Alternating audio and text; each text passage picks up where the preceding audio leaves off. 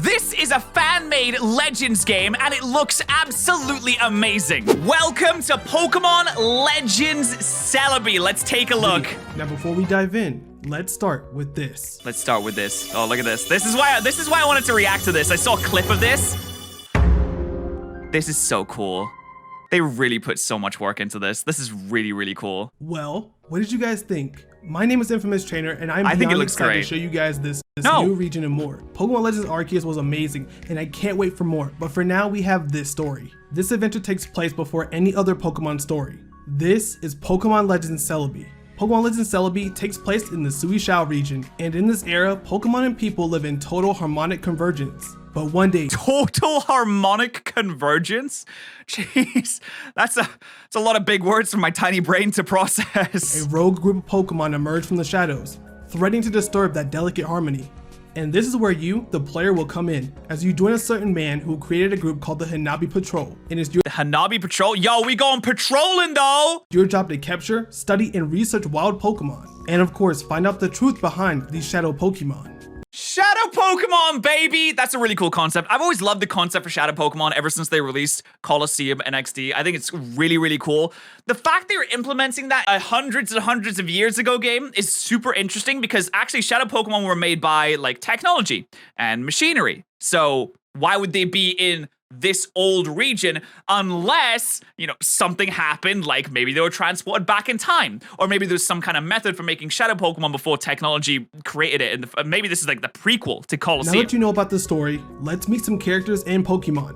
Starting off with you, the player. Now this is Genki and Asui, which takes clear inspiration from Ethan for Genki and Chris for Asui. I think this fits well as we did have similar matchups for Pokemon Legends Arceus. And personally, I can appreciate them going off of Chris instead of Lyra, as it does give her the opportunity to have a really cool ancestor within the region. True, Chris. I've always preferred Chris. I played Crystal first, and the first time I played Crystal, it blew my mind that I could play as girl. Like, it gave me the option as like, are you a boy or a girl? And I was like, you can do that? I can be girl? And then I clicked it and I was like, you were a girl, and I was like, I am girl.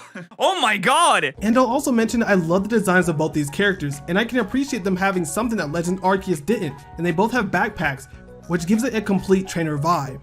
And I can only imagine the ancestor for characters like Silver, Archer, Morty, and many characters from the Johto region. So I do hope to see some of those characters soon. And It is crazy how many ancestors they managed to work into Legends Arceus. Like, I swear, every single character has an ancestor in Legends Arceus, even if they go, like, several thousand miles away. Like, they go to Unova, it's like, oh, these Unova characters, they got ancestors in Legends Arceus. Like, how did they even get there in the first place? speaking about soon, here's a teaser. Here it is. This is the trailer that I wanted to see. This looks so cool.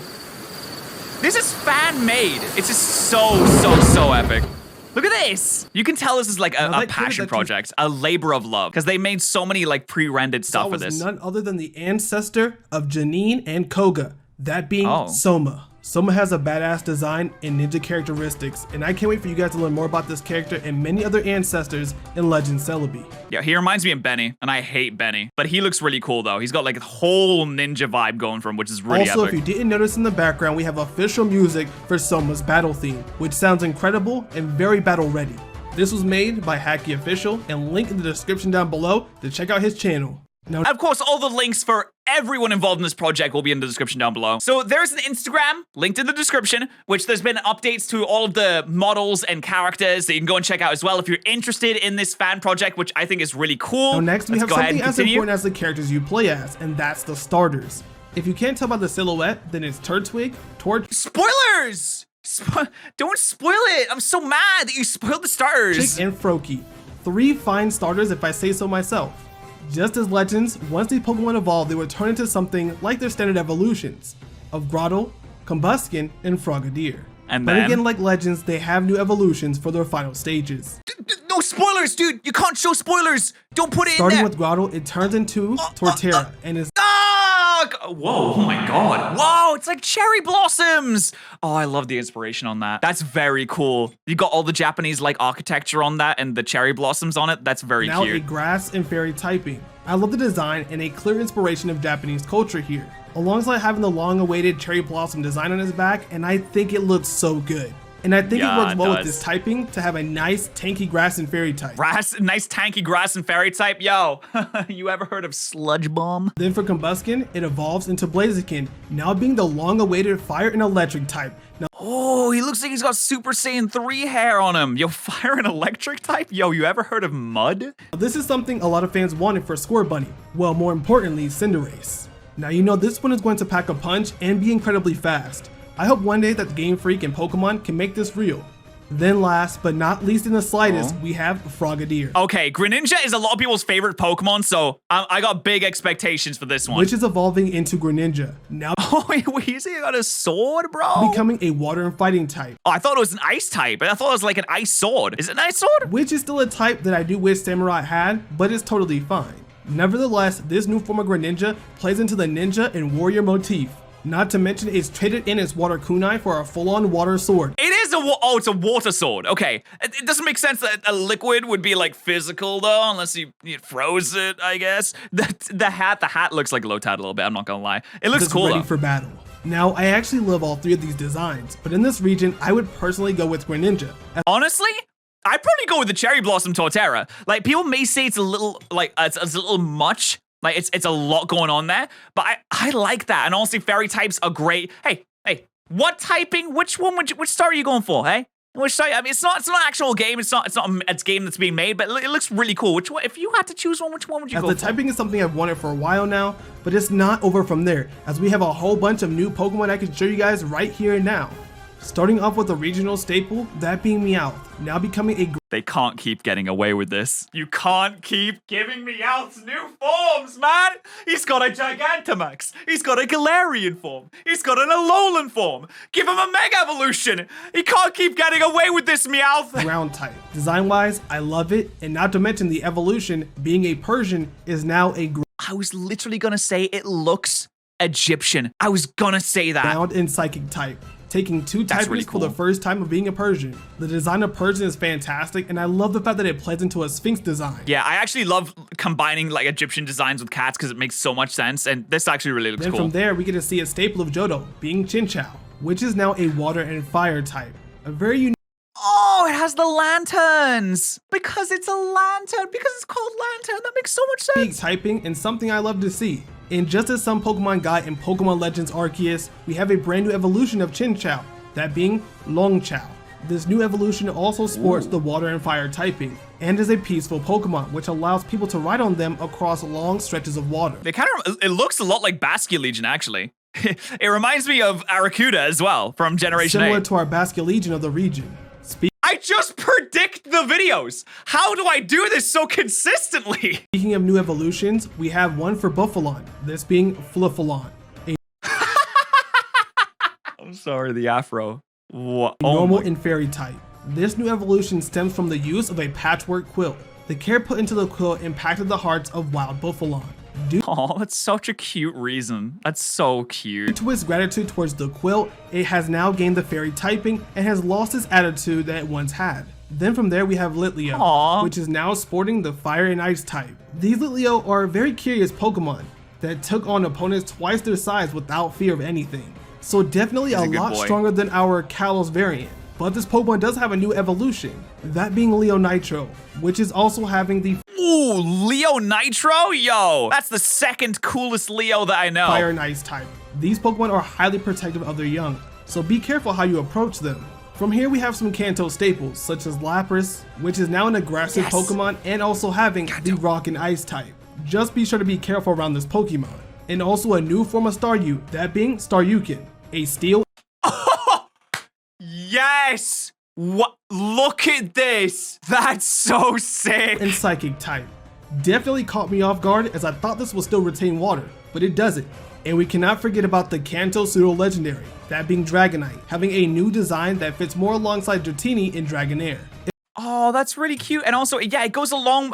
It looks so much more like the Chinese dragons as well. That's really And cool. there is even some unique Pokemon, such as Wishiwashi, which is now a bug and dark type, and of course the has hell? a bug It has legs? What the? school form.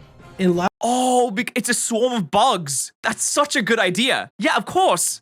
In the water, they school together to become a giant whale. On land, they school together like they did in The Mummy, like those scarabs, to become like a massive swarm of bugs. That's actually that's a really good idea. Lastly from Hoenn are Locust three Swarm. Pokemon that definitely got a nice change, and that being Slackoth, now becoming a ground and fighting type. Very aggressive, and of course like it he goes becomes hard. even more aggressive in its evolution, as we have Vigoroth also having the ground and fighting typing. And the most aggressive of them all are the brand new evolution, Siwaroth, the ground and fighting type. And let me tell you, this Holy crap, Pokemon his is nothing to- entire arm just turns into a scythe. That thing, it looks like it's like from Warhammer. It looks like Korn's about to come around the corner and slice my head play off. around with. And lastly, we have a new form of Altaria, now becoming a flying fairy type, which Of course it would be. It's a big piece of candy floss. I feel is very fitting for this Pokemon.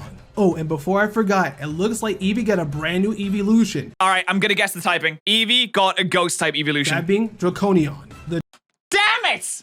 Dragon type Eevee. Now this is the long lost evolution of Eevee. It's evolved using a new item called a Draco Stone. Many have searched far and wide for this item, but no one has found it in recent history. But if you find it, you can have this new evolution on your team. From there we dive into more lore of the Johto legends, such as meeting the legendary dogs of N, Ray, and Sue. Oh, is that like the original? That's the original, that's the beta designs. I remember that. It just straight up looks like a Flareon. That's the beta designs from Generation 2 that was leaked in the Space World, the beta that was released like a few years back. I remember looking at all this. There's a massive spreadsheet of all the Pokemon that could have been in the game, but they end up changing the designs later on. Learning more about these Pokemon caught in the Big Fire, as this legend is told all throughout Johto in the current games. Not to mention we get to see familiar faces of Pokemon that we know, such as Articuno, Zapdos, Moltres. Alphas? Hey, what's going on? Yeah, I guess the way that the beast would work is, I guess you be around about the time when the tower burns down.